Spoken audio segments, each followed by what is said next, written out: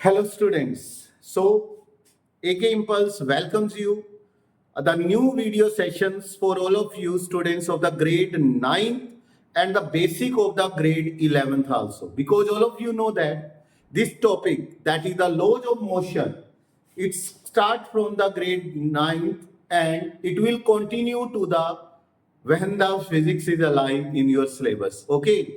So, let me start the first concept of force.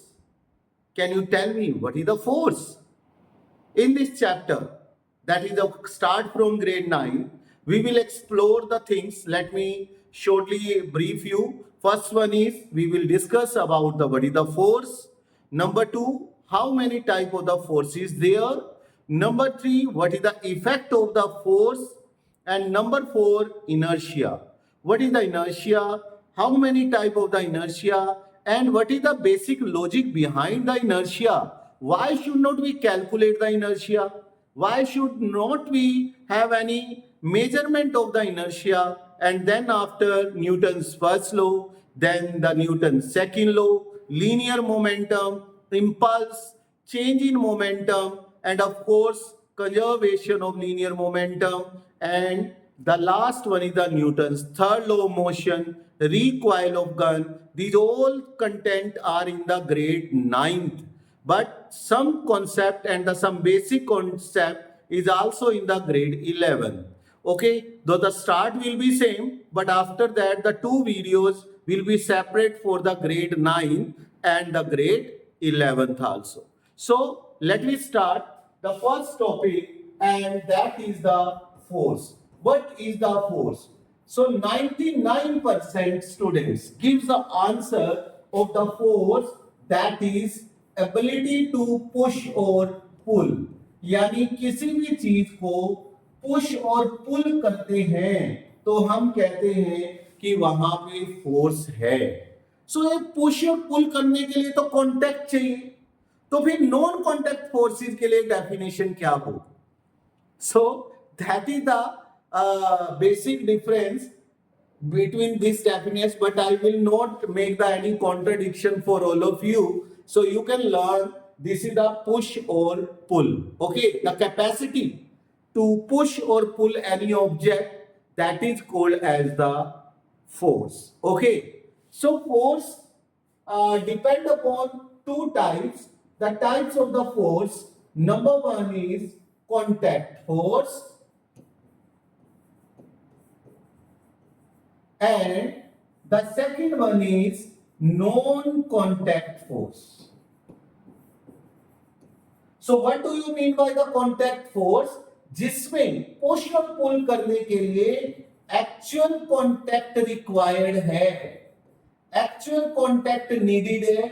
ऐसे force को contact force कहते हैं. जिसमें कोई एक्चुअल कांटेक्ट नहीं चाहिए उसको हम non-contact force कहते हैं. So types of the forces, one is the contact force and the second one is the non-contact force. So examples आप सबको पता है. यहाँ पर हम पुश को जो फोर्स है एक्चुअल कांटेक्ट चाहिए, पुल में भी कांटेक्ट चाहिए, फ्रिक्शन में भी कांटेक्ट चाहिए. Okay, so non contact force में कौन आता है? The answer is gravitation force. Okay, जिसमें हम बॉडी को ऊपर से फेंकते हैं. यहां अर्थ है तो ये बॉडी अपने आप नीचे आती है because of the force of gravity, that is called as the F/g. The second one is the magnetic force. Magnetic force के अंदर मैग्नेट से, ये मैग्नेट है आपके पास, आपको पता है उसके दो पोल होते हैं. यहां पर कोई आयरन पीस है और ये इस तरफ अट्रैक्ट होता है. So that is the magnetic force. The third one is the electrostatic force also. ये दो चार्ज बॉडी के इन बिटवीन होता है इलेक्ट्रोस्टैटिक फोर्स. यहां पर एक चार्ज बॉडी है positive and this is also positive. तो like charge repel each other, unlike charge repel, unlike charge attract each other. So these are the two types. One is the contact forces and the second one is the non-contact forces. Contact forces may push, pull, friction and many more. And here is the gravitation force, magnetic force and the electrostatic force. So these two types of the contact and non-contact forces are there. Okay. So next one is the what is the effect of the force? Force, अगर आप किसी भी body के ऊपर force लगाएंगे तो क्या क्या इफेक्ट आएगा? Number one, it can change the state of motion into rest, यानी अगर कोई बॉडी यहां पर v वेलोसिटी के साथ रन हो रही है, ये मूविंग है, तो आप उस पे फोर्स लगाकर या फ्रिक्शन का फोर्स लगाकर हम उसे थोड़ी देर में स्टॉप करा सकते हैं. सो ये इफेक्ट ऑफ फोर्स है. द नंबर टू, रिवर्स में also be true. You can change the state of rest into motion. Means अगर कोई बॉडी स्टार्टिंग में रेस्ट पे है, सपोज कीजिए ये फुटबॉल है और ये V0 है, यहां पे कोई प्लेयर इसको किक करता है तो ये बॉल ऐसे बाउंस करती हुई यहां जाएगी, तो उसका V0 नहीं होगा. तो रेस्ट को मोशन में कर सकते हो और मोशन को रेस्ट में ला सकते हो. The third one is the change the direction of the body. Motion की डायरेक्शन को चेंज कर सकते हैं. जैसे हम बाइसाइकिल या कार या एक्टिवा के अंदर स्टीयरिंग या हैंडल को मूव करते हैं तो उससे कार की या बाइसाइकिल या एक्टिवा की डायरेक्शन चेंज हो जाती है, तो वो भी हम फोर्स लगा के ही चेंज कर सकते हैं. So change the direction of motion. Next one is you can change the shape of the object. आप किसी भी ऑब्जेक्ट के ऊपर हैमरिंग करेंगे तो उसकी शेप चेंज हो सकती है. आप किसी भी ऑब्जेक्ट का साइज चेंज करना चाहें तो वो भी कर सकते हैं. So these are the basic concept. आप चलती हुई बॉडी को रोक सकते हैं, रुकी हुई बॉडी को चला सकते हैं, डायरेक्शन चेंज कर सकते हैं, साइज को चेंज कर सकते हैं, शेप को चेंज कर सकते हैं. These are the most important application of what? Force. Okay. So force is a very very important concept in our syllabus. So force, क्योंकि आज की डेट में जो भी हम कर रहे हैं, जहां भी बॉडी के मोशन से रिलेटेड कॉन्सेप्ट्स हैं, वो सभी के सभी बेटा फोर्स से रिलेटेड ही हैं. So these are the basic concept. Okay. So now जब हम फोर्स को पढ़ रहे थे तो फोर्स के साथ साथ हमें एक टॉपिक यहां पर आता है जिसका नेम है बेटा इनर्शिया. सो इनर्शिया क्या होता है? ठीक है, inertia. The next topic is inertia. देखिए, it is the inherent property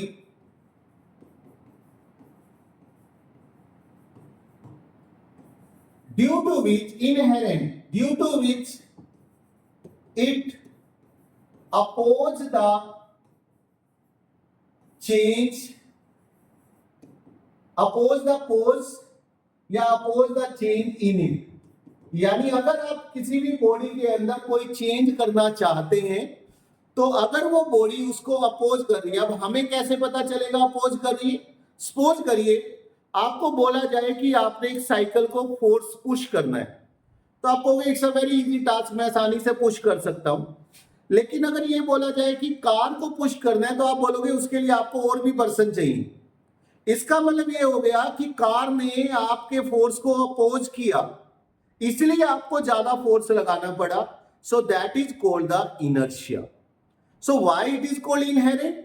because it is inbuilt. यानी इनबिल्ट मींस कि जब ये बॉडी का मास चेंज होगा तब उसका इनर्शिया चेंज होगा, और मास बॉडी की इनहेरेंट प्रॉपर्टी है, इसीलिए इनर्शिया को भी इनहेरेंट बोला जाता है. Means more is the mass, more is the inertia, क्योंकि जितनी ज्यादा बॉडी हैवी होगी आपको उतना ही ज्यादा फोर्स लगाना पड़ेगा. सो फॉर एग्जांपल अगर मैं आपसे बोलूं ₹1 कॉइन को उठाना इजी है या ₹5 कॉइन को? तो अब आप बोलोगे it is very easy to pick and it is little bit difficult, ठीक है, बिकॉज इसका मास कम है और इसका मास बेटा ज्यादा है।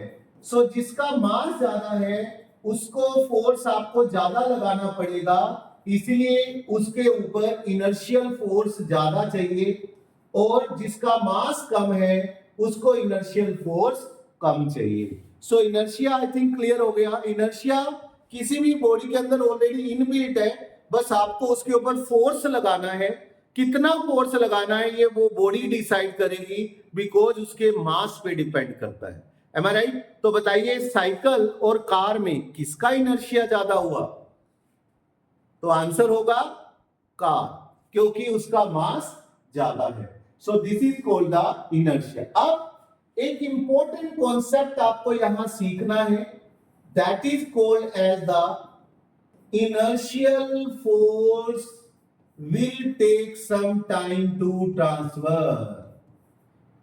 ये सबसे इंपॉर्टेंट कॉन्सेप्ट है।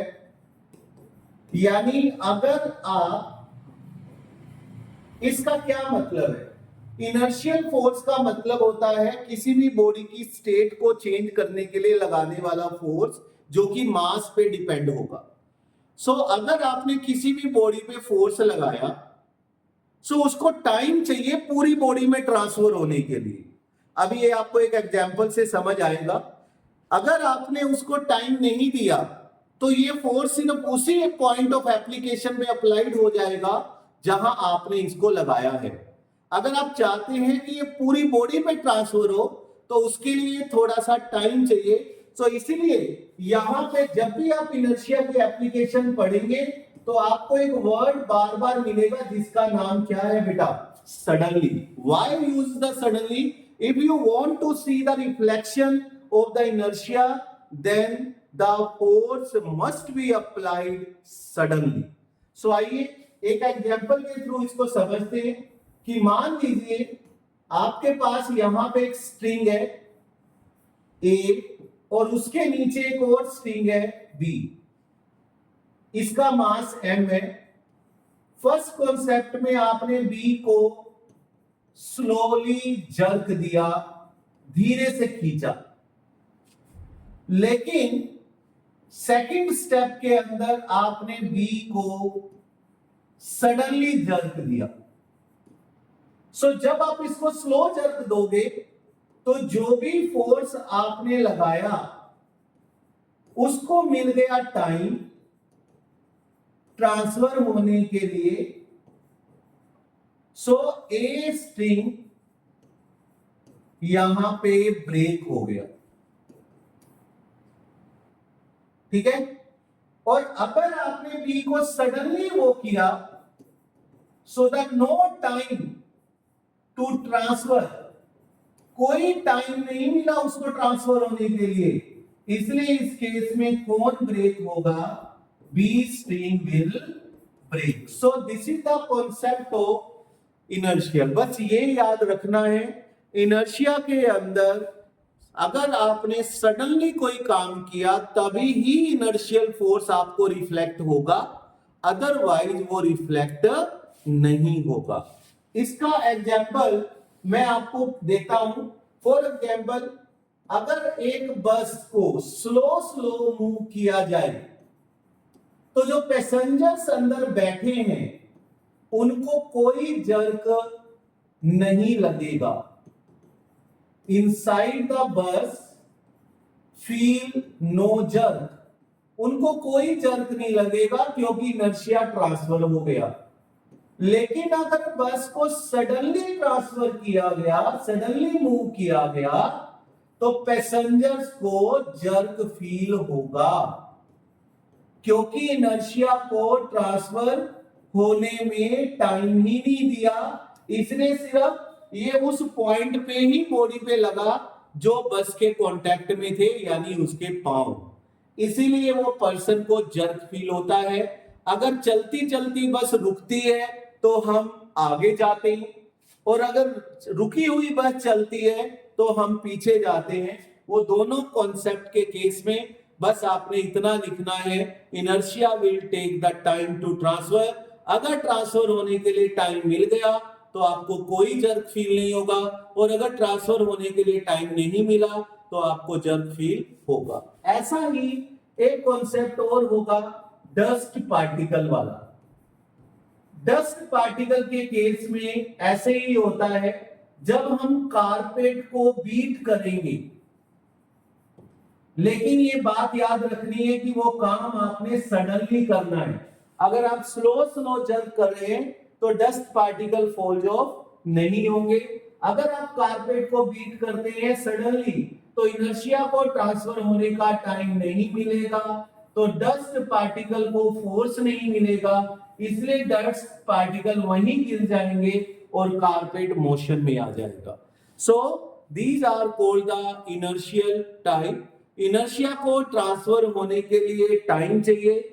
अगर इसीलिए जितने भी इनर्शिया के एप्लीकेशन आप पढ़ने जा रहे हो सबके अंदर आपको यही मिलेगा, inertia will suddenly move, suddenly या क्विकली या जर्क, वो तभी होगा जब वो सडनली ऐसा हो रहा है। सो मैं लेक्चर के लास्ट में एक आपको बता दूं कि हमारे सिलेबस के अंदर इनर्शिया का 3 टाइप होता है। The number 1 is inertia of rest, number 2 inertia of motion, and the number 3 inertia of direction. So these are the 3 concept of inertia. इसमें इनिशियली बॉडी रेस्ट पर होती है और आप इनर्शियल फोर्स लगाकर उसको मोशन में लाना चाहते हैं और वो अपोज करती, लेकिन ये काम सडनली होता है। इनर्शिया ऑफ मोशन में इनिशियली बॉडी मोशन में होती है और आप इनर्शियल फोर्स लगाकर उसे रेस्ट पे लाना चाहते हैं और वो अपोज करती। नेचुरल है, सडन। इनर्शिया ऑफ डायरेक्शन के अंदर आप डायरेक्शन चेंज करना चाहते हैं तो ऑब्वियसली मोशन में नहीं होगा, और जब आप स्टीयरिंग मूव करेंगे तो वो यहां पर चेंज हो जाएगा। सो ये 3 डेफिनेशंस हैं। मैं एक डेफिनेशन यहां पे आपको बता देता हूं इनर्शिया ऑफ रेस्ट में। द नेक्स्ट लेक्चर में हम इनकी एक एक एप्लीकेशन को स्टडी करेंगे। It is the inertia in which body oppose the change of state of rest। Change of state of rest को अपोज करता है तो उसको हम क्या कहते हैं, इनर्शिया। इसी तरीके से अगर इनर्शिया ऑफ मोशन बोलोगे तो यहां पे change of state of motion आ जाएगा, और अगर इनर्शिया ऑफ डायरेक्शन बोलेंगे तो change in the direction. So अभी आप ये क्लास ग्रेड 9th के लिए ये लेक्चर है, इसको कैरी ऑन कीजिए। नेक्स्ट वीडियो के अंदर हम inertia, Newton first law, linear momentum तक का सिलेबस कवर करेंगे और लीनियर मोमेंटम के न्यूमेरिकल्स भी हम करेंगे। So till then take care, good bye.